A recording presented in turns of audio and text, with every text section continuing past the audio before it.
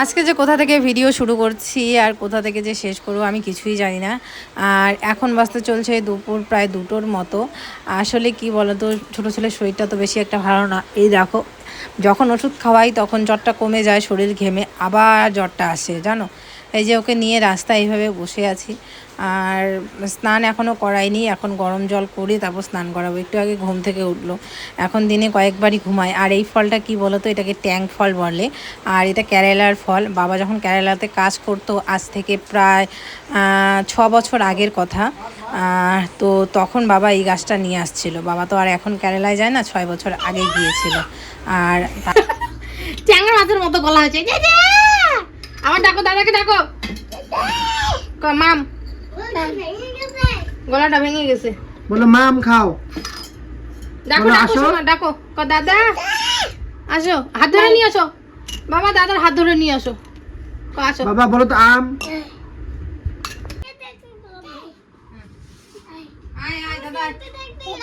আচ্ছা আসো আসো বাবা।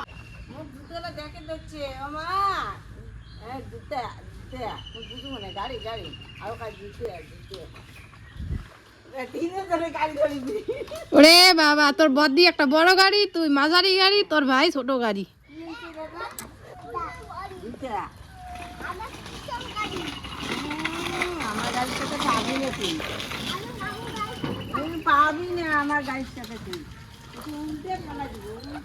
তো বন্ধুরা, এখন বাজতে চলছে এই 3টের মতো। তো এই মাত্র দুই ছেলে খেয়ে দিয়ে হচ্ছে, এই মাত্র নয়, হলো কিছুক্ষণ খেয়ে দিয়ে যে এখন ঘুরতে গেল। আর একটুখানি আগেই গেল। প্রতিদিন তো একটু দেরি করে যায় সন্ধ্যের আগে আগে। আর যেহেতু বৃষ্টি আসবে আর ওয়েদারটাও ঠান্ডা ঠান্ডা আছে, সেই জন্য ঘুরতে গেল। বেশিক্ষণ ঘরে এমনিতেও থাকতে চায় না। তো এখন আমি কাজবাজ করব। আর অনেকেই বলবে গালটা কেন ফুলে আছে, আমি কিন্তু খেজুর খেয়েছি। আর বাবা 1 প্যাকেট খেজুর এনে রেখেছে আবারও, মানে খেতে চাই না তো সেই জন্য বলে খেজুর খাওয়া বেশি করে। আর দাঁত ফাতগুলো দেখো পরিষ্কার করেছি তোমাদের কথায়। তো যাই হোক, এখন আমি হচ্ছে যে এইমাত্র আমিও ভাত খেলাম, দুই ছেলেকে ভাত খাওয়াতে খাওয়াতে আমিও ভাত খেয়ে নিলাম। বাবার ভাত খাওয়া শেষ, খিদের সাধু হচ্ছে, ও ভাত খায়নি। বললাম যে খেয়ে নাও, তো বলে কি না, একবারে কাল স্নান ধান করে তারপরে খাবো। এত তাড়াতাড়ি খেতে চায় না, সকালে একবার খেয়েছে তো সেই জন্য। তো যাই হোক, বিছানা তো গোছানোই আছে। এই দেখো, কালকে বিছানার চাদরটা চেঞ্জ করেছি। এখন ঘরটা মুছবো, কারণ কি বলতো, ঘরটা না মুছে না, এই যে ভাত টাত খায় এঁটো টেটো পড়ে থাকে, খারাপ লাগে। তো ঘরটা মুছবো, রান্নাঘরে এমনি পরিষ্কার করেই রেখেছি, তো শুধু ঘরটা মুছবো। এদিকে মনে হচ্ছে খুব জোর কদমে বৃষ্টি আসবে, যদিও বা জামা কাপড় বেশি একটা মানে ভেজা নেই, সবই শুকিয়ে গেছে। তবুও আর কি ভয় যে বৃষ্টি এলে কি না কি হয়। কারণ বৃষ্টি আসলে মোটামুটি 3-4 দিন একটানা থাকলে না ভালো লাগে না। ওই আসুক আমার বৃষ্টি, কি বলতো, ওই রাত্রেবেলা বৃষ্টি আসুক, দিনের বেলা রোদ দেখ, ওরকমটা ঠিক আছে। আর সারাদিন বৃষ্টি আমার বেশ মানে ভালো লাগে না, খারাপ লাগে। বাচ্চাগুলো খেলতে পারে না, একটাই ঘর আমাদের, বলো, আমাদের তো আর অনেকগুলো ঘর নেই। একটা ঘরের মধ্যে বাচ্চাগুলো কতক্ষণ থাকতে চায়, থাকতেও চায় না না।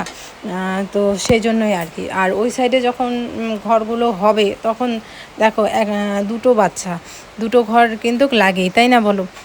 তার মধ্যে একটা ঘরে মনে করো আর কদিন পরে মিতাংশকে তো সামনের বার থেকে স্কুলে দেবো। টিউশন এখনই খুঁজছি, একটা টিউশন টিচার পালে ওকে টিউশনে দিয়ে দিব। তো তখন ওদের টিউশন, তারপর হচ্ছে খেলাধুলার জন্য একটা রুম থাকবেই। আর একটা রুম আমাদের জন্য, আমরাও তো ব্লগ ঠক করি বা নিজেদের থাকার জন্য একটা রুম তো লাগেই। এদিকে ওর বাবা এই যে এখন ভাত খাচ্ছে। আজকে মাছের ঝোল রান্না করেছি, শাক রান্না করেছি, করলা ভাজা রান্না করেছি, এগুলোই আজকে রান্না করেছি। আর মাছের ঝোলের মাছ দেওয়ার আগে বাবার জন্য কিন্তু মাছের ঝোল নামিয়ে রেখেছি। এইভাবেই রান্নাবান্নাগুলো আর কি করেছি আজকে। এদিকে যেই বলা সেই কাজ বন্ধুরা, দেখো ঝুমঝুমিয়ে বৃষ্টি। আমি এদিকে জামা কাপড়গুলো তুলে বাসনগুলো মেজে আসতে না আসতেই বৃষ্টি, এদিকে বৃষ্টিতে আমি আটকা পড়ে গেছি। এই সময় আবার মিতাংশ মানে আমার কাছেই ছিল, ও আটকা পড়ে গেছে।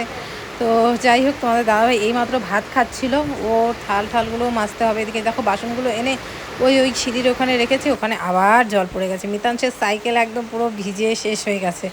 ওরা দুইজনেই ছিল বাবার সাথে একটুখানি ঘুরতে, ওই আসার আগে আগে বৃষ্টি।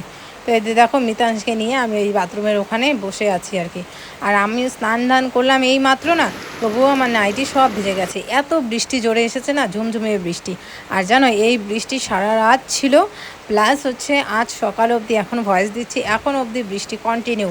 পুরো চারপাশ আমাদের জলে ভরে গেছে, কালকের ব্লগে তোমরা দেখতে পারবে। কি অবস্থা, যা ইচ্ছে তাই, না রান্না করার মানে যাচ্ছে এত বৃষ্টিতে জল টেনে, না জামা কাপড় ধোয়া যাচ্ছে, না এই ছেলেগুলোকে নিয়ে একটা ঘরে বন্দি হয়ে আছি। বুঝতেই পারো কতটা অসুবিধা একটা ঘরে। তো এই হচ্ছে ব্যাপার। আর তোমরা একটা কথা বলি, অনেকেই বলেছো যে বাবাকে কেন এই ঘরটাতে, আমরা যে ঘরটাতে, দেখো এই ঘরটা কিন্তু আমাদের খারাপ না বা ভাঙা চোরা কিছুই না, পাকা ঘর। এই ঘরটাও পাকা। বিয়ের পর এসে এত বছর কিন্তু এই ঘরটাতেই আছি আমি। এখন কি হয়েছে বলো তো, এখন একটা ঘরে তো আমরা 4জন মানুষ থাকতে পারি না। থাকতে পারি কি বলো, এই রুমটাতে 4জন মানুষ থাকা যায় না। তারপরে ছেলেদের স্কুল হবে, টিউশন হবে, তখন কিন্তু আমাকে এক্সট্রা ঘর লাগবে। তার জন্যই কিন্তু ওখানে ঘর করা। আর বাবা একা মানুষ, ওদিকে চাইলে আরও একটা রুম করা যেত। তোমরা যে বলো যে শ্বশুর শাশুড়ি ওদের জন্য রুম, ওরা আলাদা থাকে। এখন ওখানে করতে গেলে আমাকে আরও 2টো রুম করতে হবে।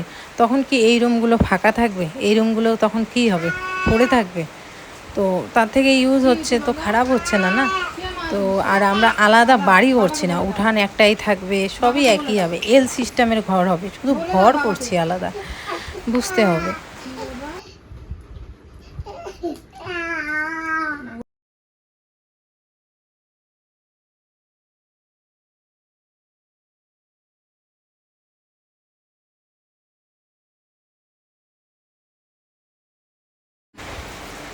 এদিকে দেখো তোমাদের দাদাভাই বানাচ্ছে চা, সন্ধেবেলার দিকে একটু চা, তার সাথে চিড়া ভাজা। আর মিতাল দেখো টুক করে এখানে এসে চানাচুর খেয়ে নিচ্ছে।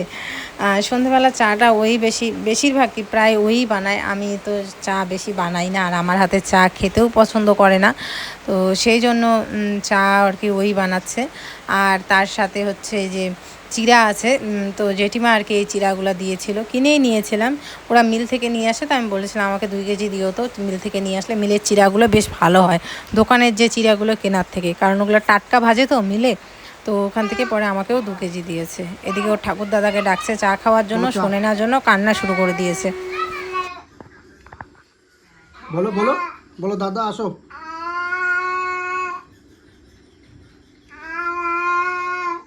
দেখো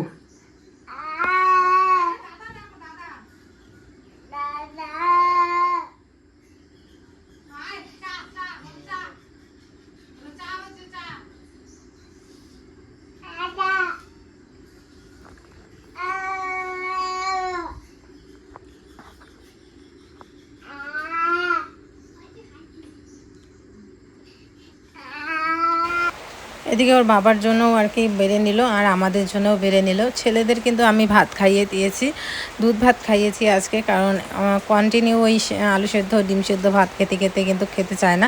কালকেই বুঝে গেছি যে আজকে আর এই ভাতটা খাবে না, তো আজকে ওর জন্য একটুখানি চেঞ্জ করেছি, আজকে দুধ ভাত। তো এইভাবেই ওকে খাওয়াই, কোনো দিন দুধ ভাত, কোনো দিন ডাল দিয়ে, কোনো দিন খিচুড়ি, এক এক দিন এক এক রকম খাওয়ার আর কি দেওয়ার চেষ্টা করি। তো যেটা পছন্দ করে সেটা আবার 2 দিন দিই। তো এদিকে এই যে বাবাকে তানিশ চা দিয়ে দিচ্ছে, আর আমরা এই যে ঘরে আমি ছেলে 3জনে মিলে খাবো। ছেলেরা তো আর চা খাবে না, একটুখানি চিড়া যদি খায় বা একটু চানাচুর যদি খায় খাবে।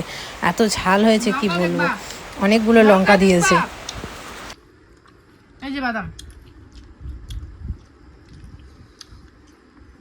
বাবা লঙ্কা দেখবা, লঙ্কা ঝাল ঝাল আছে, বাবা লঙ্কা দেখবা। আমার বাবাকে জিজ্ঞেস। তো বন্ধুরা এখন 9টা 21 বাজে, আর এইমাত্র 2 ছেলে ঘুমালো, আর ওদেরকে দুধ ভাত খাইয়ে দিলাম। আর এক বোন কমেন্ট করেছিল দিদিভাই মিথিলিকে যে রুচির ওষুধ খাইয়েছিলে, তো তারপরে কেউ রুচির এসেছিলো।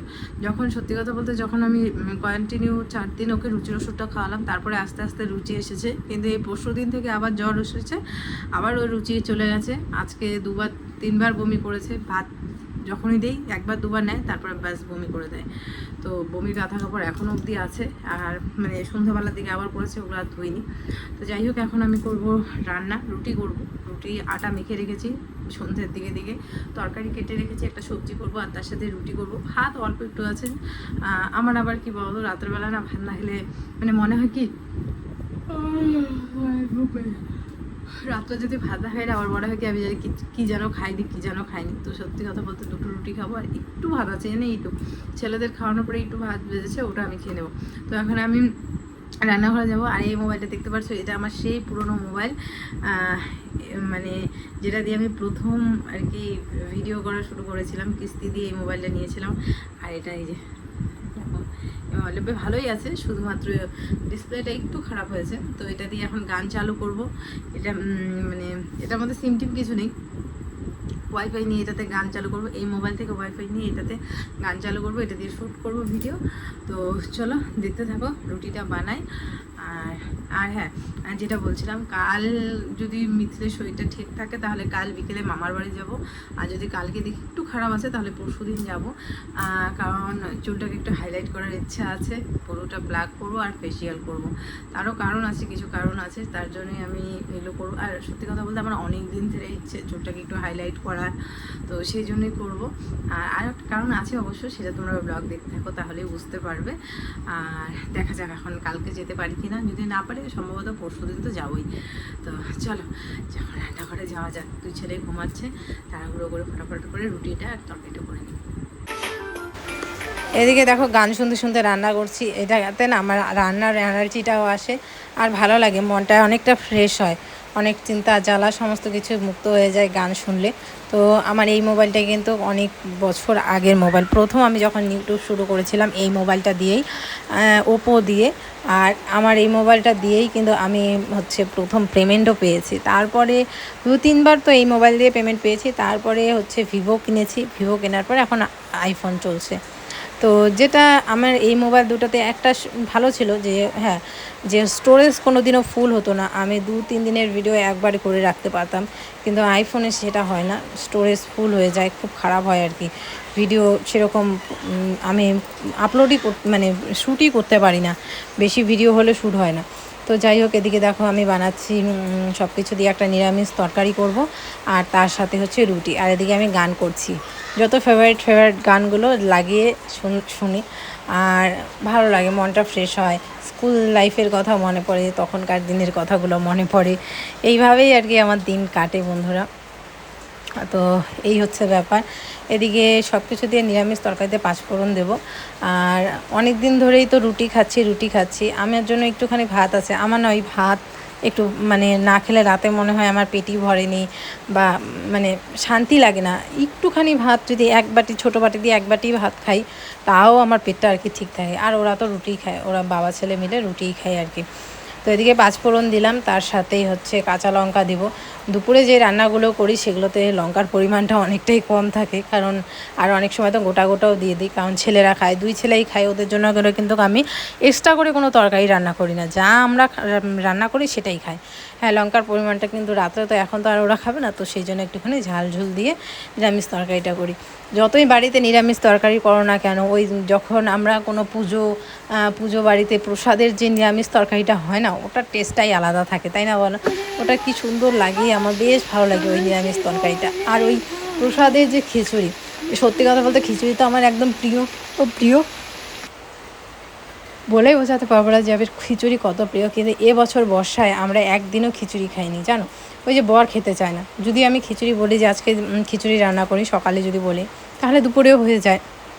তো বলে যদি সকালে রান্না করো তাহলে সকালেই খাবো, দুপুরে আর এই খিচুড়ি খাবো না। তখন ভাবি যে আবার সকালে খিচুড়ি রান্না করব, আবার দুপুরে ভাত রান্না করব, থাক। কিন্তু খিচুড়ি মানে আমার যে কতটা প্রিয় মানে বলে বোঝাতে পারবো না, দারুণ লাগে আমার খিচুড়ি একটা ঘন্ট বা আলু ভাজা থাক, ডিম আমলেট থাক, আমি মানে কি বলবো, আমার প্রিয় খাবার। আমাকে যদি সারা বছর যে কেউ যদি দেয় না সারা বছর খিচুড়ি খেয়ে থাকতে হবে, আমি তাও থাকতে পারবো। কিন্তু এখন আর বরের জন্য হয় না, বাবাও পছন্দ করে না খিচুড়ি, আর বর তো একদমই মুখে শুনবে না খিচুড়ির কথা। তো যাই হোক, দেখো তোমাদের সাথে গল্প করতে করতে কিন্তু আমার এদিকে তরকারিটা বসিয়ে দিয়েছি, আর এদিকে লঙ্কাগুলো সুন্দর করে চিড়ে দিচ্ছি।